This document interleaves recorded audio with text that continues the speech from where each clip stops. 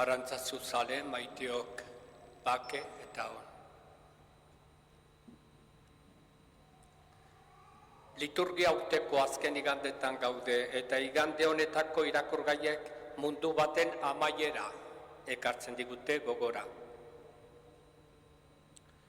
Evangelioak krisialdi bezala azaldu digu egoera, baina ez da ikarratzeko unea, ez da edozein sasi profeti sinestekoa ere. Gure Jesusenganako sinesmenean sakontzeko unea da. Eta harinkeriatan ibili gabe eta axola gutxiko arazoak bazter utzirik, Jesusengan behin eta berriz errotzeko garaia. Berak adieraziko digu zer eta nola egin.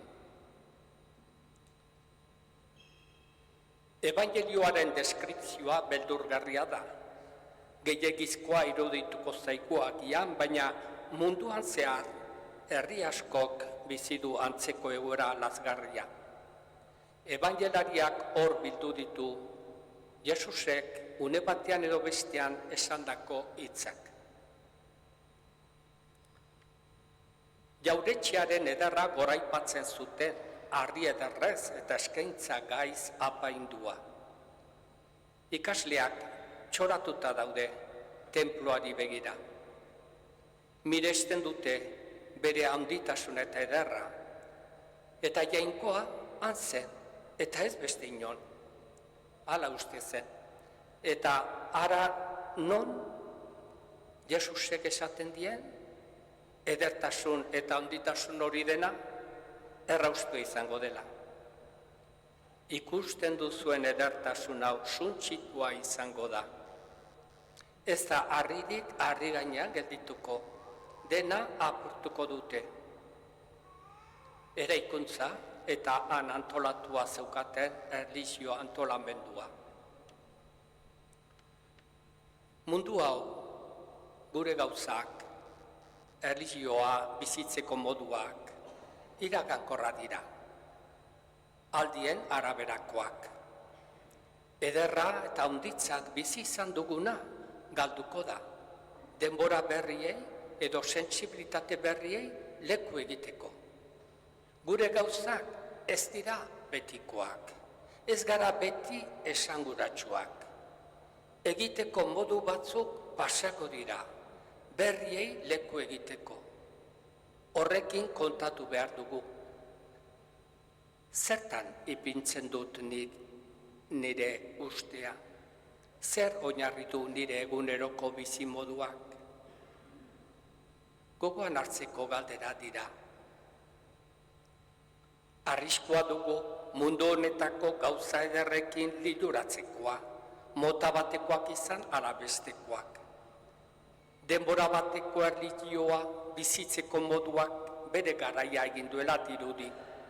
Eta honen kontzientzia hartu behar dugu. Kristau bizitza berritu behar dugu. Eta esanguratsuak izan gaurko munduarentzat.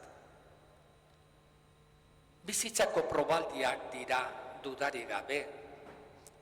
Jesusek kontu zibitzeko esaten die bere ikaslei eta gaur guri, ondo begiratzeko, zeini egiten diogun konfiantza. Beti egongo dela jendea besteak nola engainatuko eta liluratuko dabilenik. Promesa ederrekin, ametxezko gogo eta zoroekin, jendea irabazi naiz. Mesias edo maisu berriak, mirarizko lekuak, munduaren azkeraren iragarpenak, promesa faltsuak, bizimodua laulakoak, emozioen eta sentiberatasunaren mundua arrotzen dutenak. Ez jarraitu horrelakoei esaten digu Jesusek, ez fidatu edozein aho beroren esanari. Jesusek nahi du bere jarraitzaileok balio seguruen gainean eraikitzea gure bizitza.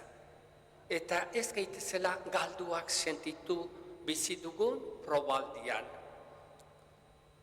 Orain arte bizi izan duguna galtzeak min egiten digu, maite dugu oroitzea, baina kimu berriak ere hor daude, txiki eta xume, ez ikaratu, esaten digu Jesusek, zuen burukoileak kontatuta daude, ez nekatu zer esan eta nola babestu asmatzen, ez zaudete bakarrik, nire espiritua zuekin dago, izan konfiantza, izan bihotz, eutxi, iraun. Esperantza hor dugu bidean argi, Jainko erregetzaren zentzuak, berrion direnak. Azaroko 3. igande hau pobren aldeko eguna dugu. Ez gaude munduan bizirauteko. Guztiei bizitza duina eta zoriontsoa ahal bidetzeko baizik. Pobreak Elizaren erdian daude idatzi du Leonaita Santuak. Eta eskerrak ematen die gizon eta emakume voluntario guztiei pobren aldeko beren konpromisoagatik.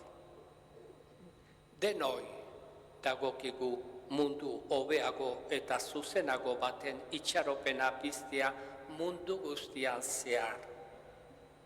Zenbat eta gehiago gogoan hartu guztiok komunitate bat osatzen dugula.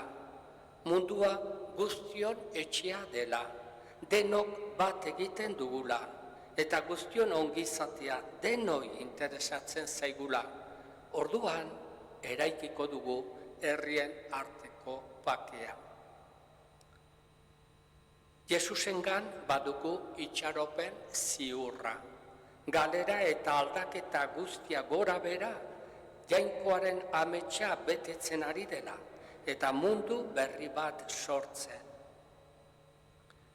Evangelioak hala esan digu, iraupenaren iraupenez lortuko duzue bizia, bizi betea. Esperantza eskatuz otoitz bat zuzenduko diogu Arantzazuko amari. Nik irakurria hala bakoitzak esan dezake bere barrurako. Arantzazuko ama, esperantza ederraren emakumea, gure bide etxietan zugana jotzen dugu, zure eskua behar dugu, bidean ez galtzeko. Zure argia ilunaldian bidea asmatzeko, zure maitasuna bidea pobreekin egiteko, zure adorea sekula santan atzera ez egiteko, zure eramanpena ez erremitzeko, zure indarra nekatuarren aurrera egiteko, zure sinesmena denetan jauna ikusteko, zure esperantza behar dugu bidean irauteko.